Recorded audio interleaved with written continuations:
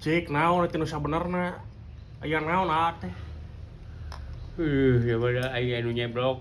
Aya nu nyeblok. Heeh. Aduh, nah bisa diseblok itu kunaon?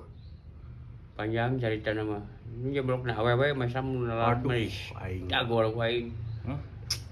Awewe anu nyeblokna. Awewe? Heeh. Kumaha kronologisna sih? Kieu kronologis teh. Kronologis? Heeh. Kronologis.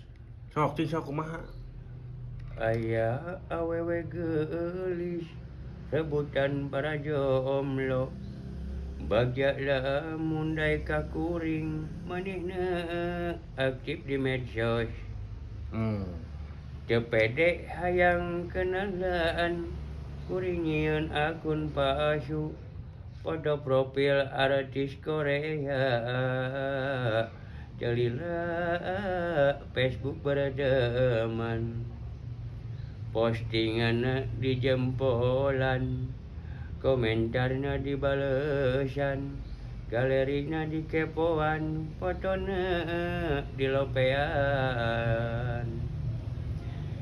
IG TikTok di follow, Facebook night messenger langsung menang WhatsAppna silih bales emot jeung chatting.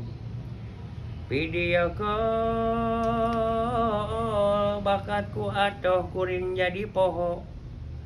Foto profil beda jeung aslina, tapi manehna teu katingali kaget.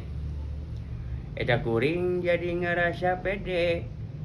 Manehna ngajak ketemuan. Kuring nekat ka imahna. Sherlock neng panggil di seblok. Dasar nasib hode sial. Sing horeng hayang panggih teh.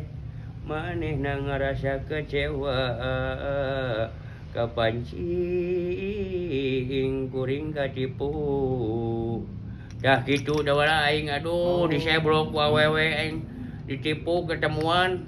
Awewe teh awewe nu mana ieu teh? Awewe asli atawa eta nih hode-hode gitu? Naon garila teuing? Dewek teh nyieun akun palsu ngaran teh hode disebut teh aing teh hode ieu teh. Nah tuh nyepaingannya diseblok teh kitu pika sebeleun meureunna.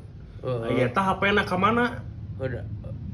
Alah da wala. Naon? Poho ku aing HP maneh digadekeun. Aduh, aing astagfirullahaladzim. Heula jang nyewa motor atuh eueuh. Bener aing hayang nyeblok ieu carana mah. Hampura ke lah menang arisan dibayar ku aing. Kumaha maneh we lah.